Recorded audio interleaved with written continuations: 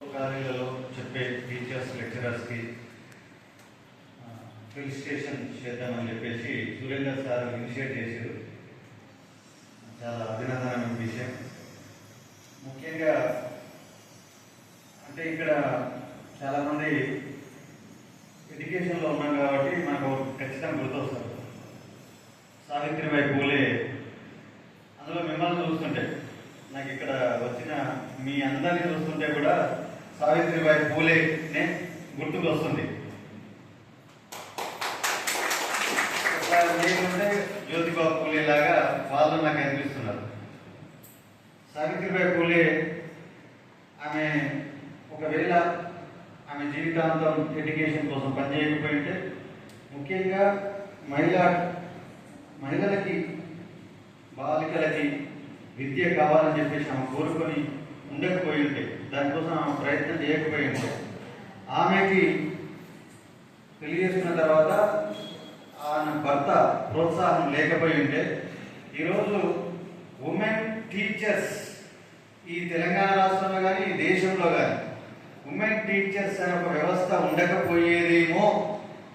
ఒకవేళ ఉంది అంటే ఈ దేశంలో ఇంతమంది ఎడ్యుకేషన్లో రాణిస్తూ అనేక మందిని తయారు చేస్తూ ఒక మూల స్తంభాలాగా ఈ దేశానికి పనిచేస్తున్న అనేక మందికి ఒక ఇన్స్పిరేషన్ లాగా మన టీచర్స్ తయారవుతున్నారంటే అది సావిత్రిబాయి పూలే వేసిన ఒక బేస్ వల్ల మాత్రమే మనం ఇప్పుడు ఈ స్థాయిలో మీరందరూ కూడా మనం అందరం కూడా ఉన్నాం.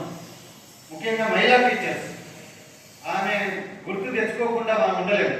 ఆమె లేకపోతే మనం లేము. నిజానికి ఎటువంటి సిచ్యువేషన్లో ఆమె ఫేస్ చేసి మీకు తెలుసు. 99% కదా, 100% ఆ ఒక్కరు తప్పితే 100%లో ఒక్కరు తీసేస్తే 99.999% కదా. అంత పర్సెంట్లో అందరూ సమాజంలో ఈ ఒక్కరు స్కూల్కి వెళ్తుంటే ఎంత నెగటివ్గా చూస్తారు. ఇప్పుడు మనం వెళ్తుంటేనే కొంత నెగటివ్ ఉంటుంది. ఇంత 70 ఏళ్ళ స్వాతంత్రం తర్వాత మనం చెప్తుంటేనే మన చుట్టుపక్కలలో మన చుట్టాలలో వాళ్ళు వీళ్ళు ఇట్లా చెప్పబోతున్నాయో అని చెప్పేసి అనుకుంటున్న స్థితిలో అప్పుడు దాదాపు 190 years బ్యాక్ అసలు మొత్తం సమాజం అంతా ఒక సైడ్ ఉన్నప్పుడు ఈమె ఒక మంచి మార్గం అని అనుకొని వెళ్తున్నప్పుడు సమాజం అంతా ఏం భావించి ఉంటుంది?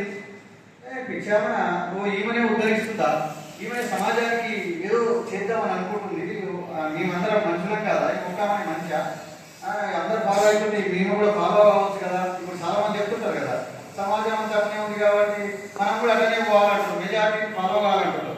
నీది రైట్ అయినా నీ రైట్ వైపు పోవద్దు, వాళ్ళు ఏం చెప్తే గుంపెట్టుకోతే ఆ గుంపులే కొట్టుకోవాలంటారు. అట్లా గ్రూప్ సిస్టాన్ని లేకపోతే అటు ఫాలో అనే సిస్టానికి యాంటీగా ఒక్క వేలో ఆమె తీసుకొచ్చి ఒక్క అడిగేసి ముందుకేసి ఆమె చేసిన ఫలితంగా ఈరోజు దేశంలో ఏ ప్రైవేట్ ఇన్స్టిట్యూషన్ ఏర్పడ్డా లేకపోతే మహిళలకు ఏ స్కూల్ ఏర్పడ్డా ఆమె వేసిన భిక్షే అని చెప్పేసి మనం స్పష్టంగా చెప్పవచ్చు. ఎంత కష్టం ఉండొచ్చు ఆమె వెళ్తున్నప్పుడు. మీరు ఆల్రెడీ మీరు టీచర్లు చాలాసార్లు చెప్తుంటారు కూడా. ఒక చీర అక్కడికి వెళ్తున్నప్పుడు చీర తీసుకొని వెళ్ళి అంటే పాతలు కట్టుకొని పేడ వాడుతుంటే రాళ్ళు వాడుతుంటే మాటలు వాడుతుంటే అందరూ ఎదురొచ్చి పోవద్దని అడ్డుకుంటుంటే అయినా ధైర్యంగా ఒక 13-15 ఏళ్ళ బాలిక స్కూల్ పిల్లలు నేను తయారు చేస్తాను, నేను తెలుసుకున్నా ఇట్లా మా భవిష్యత్ తరాలు ఉండదు, వాళ్ళందరూ కూడా ఎడ్యుకేట్ కావాలని చెప్పేసి మొట్టమొదటి స్కూలు స్థాపించడంలో పాత్ర ఎంత ఘోరం, ఎంత తపన పడి ఉంటుందంటే అంత తపన పడ్డది. కాబట్టి అంటే రాళ్ళు వేసుకొని వచ్చిన రాళ్ళు వాడుతున్నా పేడ వాడుతున్నా మళ్ళీ ఇంకో చీర మార్చుకొని మళ్ళీ ఇంటికి వచ్చి అంటే అంత సిచ్యువేషన్ ఫేస్ చేసింది. కాబట్టి ఆమె ఒక్కతే 99% ఒకవైపు ఉంటే ఆమె ఒక్కవైపు వెళ్ళి వేసింది ఆ దారి వెలుగుల దారి, ఆ దారి ఈ దేశానికి కూడా దారి అయింది. అది ఆమె గొప్పతనం అనే విషయాన్ని మనం అర్థం చేసుకోవాలి. అట్లా ఆమె చేసిన ఫలితంగా ఈరోజు మహిళా టీచర్లు మీరందరూ కూడా సావిత్రిబాయి పూలే లాగా మన ప్రయత్నాలు మీరంతా కూడా చేస్తున్నారు. ఇక్కడ వచ్చిన సార్లు కూడా జ్యోతిబా పూలే లాగా మీరు కూడా అట్లాంటి ప్రయత్నం చేస్తున్నారు. ఈ చేసే దాంట్లో మనకు తెలుసు ఇప్పుడు టీచర్ అంటే లెక్చరర్ వీళ్ళందరూ మనం టీచింగ్ వ్యవస్థ ఇందాక సార్ చెప్పినట్టుగా మొత్తం ఈ దేశం బాగుండాలి అంటే టీచర్ ఎట్లుండ, ఆ దేశంలో ఆ టీచర్ ఎట్లుండే అనే దాన్ని బట్టి ఆ దేశం ఉంటుంది.